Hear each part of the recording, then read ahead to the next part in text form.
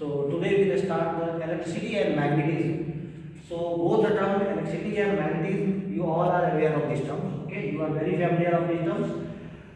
First of all, we will discuss about the magnetism. Okay, so what is magnetism and what is magnet? Okay, so magnet means that it is a object or it is a material which, suppose here is the magnet. Okay, and it is a material that it will attract the any iron substances which is made of the iron, cobalt or nickel, that is called magnet. Okay, and in this way there are two types of materials are there. First is the magnetic materials and second is the non-magnetic materials. In magnetic materials means that which materials is called magnetic materials, that is made of iron, nickel and cobalt, means that if you will put the iron, cobalt or nickel nearby the magnet will attract these substance. That's why it is called the magnetic materials. Okay. Second is non-magnetic materials. Non-magnetic materials means is that materials which is not attracted by the magnet. It means that it is not made of iron, nickel and cobalt, right? So if it is iron, nickel and cobalt, it will be attracted by the magnet. That's why it is called the magnetic materials.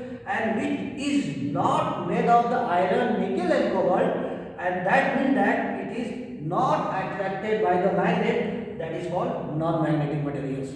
So example of non-magnetic materials are many things: wood, paper, plastic, silver, gold, etc. So these magnetic and non-magnetic materials is clear. Now next is the law of magnetism. So now question is that law of magnetism means what? So law of magnetism means there are four law of magnetism here. First law of magnetism is the attractive property.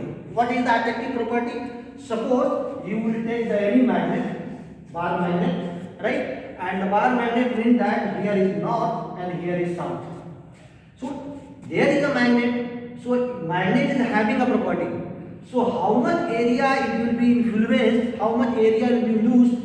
Suppose this much area is influenced by magnet, right? This area is called magnetic field. Okay, it means that if you will put any iron substances, okay, and inside these magnetic field, so that will be attracted by this magnet. That is called the attractive property. Okay, suppose here you will put a nail.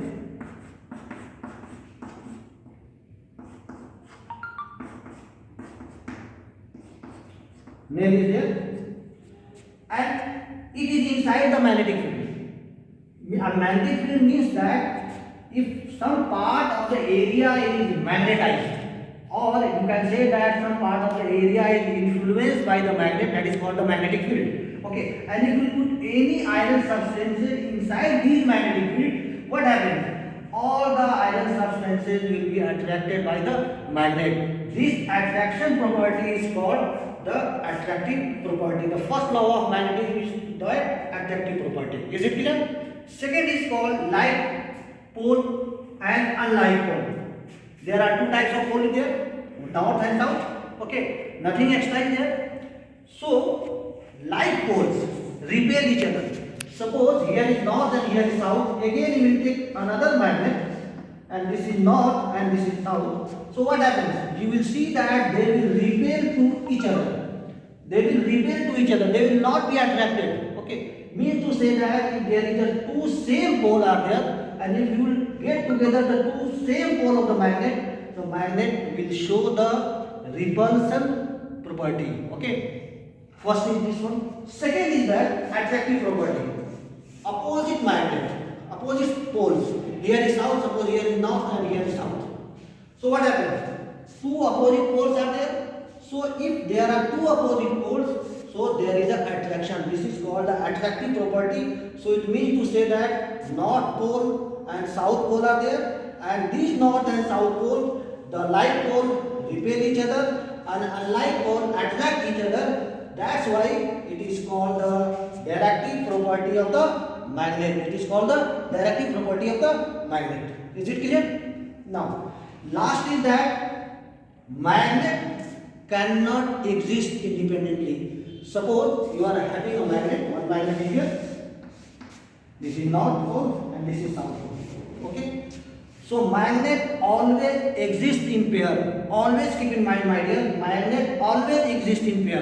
And if you break it, if you hammer it, so it break pieces into pieces. Okay. And after that, always it exists in the two poles, North and South Pole. Okay. Without North and South Pole, magnet cannot exist. Okay. There is no any meaning of the magnet if there is no North and South Pole. So it means that it cannot exist independently. It always exists in the pair, means that North and South Pole. Is it clear? So this topic is clear. I think no doubt is there. Now next topic is that test of magnetism. Test of magnetism means that how will test that it is a behave like a magnet and it is not behave like a magnet, it is a magnet or not. Okay. So first testing is that here one magnet is there. This is North Pole and this is South Pole. Okay. And I have already explained in the law of magnetism, if their magnet always exists in pair, that's why it is North and South Pole. And second, I have already explained that if there is a same pole, so magnet repel to each other. So suppose one magnet you have taken here, and this is North and this is South. Okay. And if you will put these two magnets to the closer, so what happens? So it will repel to each other. This will not behave the attractive property. This will behave the repulsion. Okay.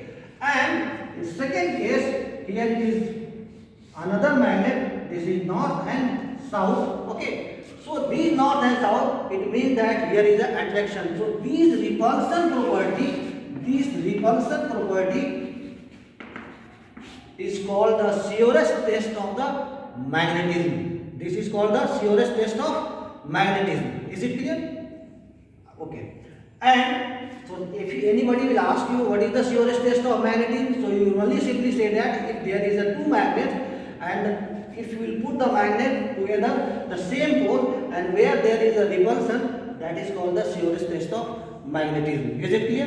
One activity is given in your book. You will go through this activity. I have already explained in the law of magnetism. Same pole, repel each other, a like pole, attract each other. Okay. Next topic is that electromagnetism. Main topic is electromagnetism.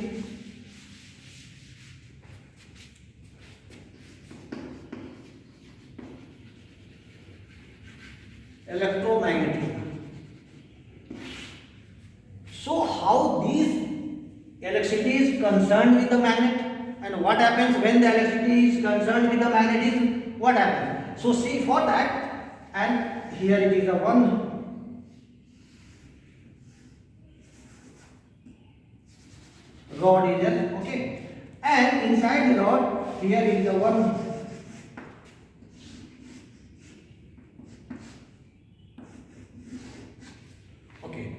this is called the solenoid. It means that how these electricity influence the magnetism or how the magnetism influence the electricity. So for this, there is a one iron rod is there. Okay, you will take the one iron rod, or after taking the iron rod, you will just wrap with the copper wire. Okay, how much number of coil is there? How much number of coil is there? And there is a charge. Charge means from there is a current. Okay, and if you start the current, if you on the switch, so what happens? Current will be moving on the circuit. Okay, and when the current is moving on, so this whole body will behave like a magnet, and it is a temporary magnet. It is not a permanent magnet. It is a temporary magnet. Why it is a temporary magnet? Because whenever you will, this current is moving on, and how much current is moving on? So only that time this solenoid and this iron material, this iron rod is behave like a magnet. When we will switch off the current, when we will off the current, when we will off the switch, so this iron rod is not behave like a magnet. It means that we can produce, we can produce or we can generate the magnet with the help of the electricity. Okay, and there are so many uses, so many applications in our daily life with the current and electromagnetism. So this is called the solenoid. Okay, is it clear? Okay, thank you class.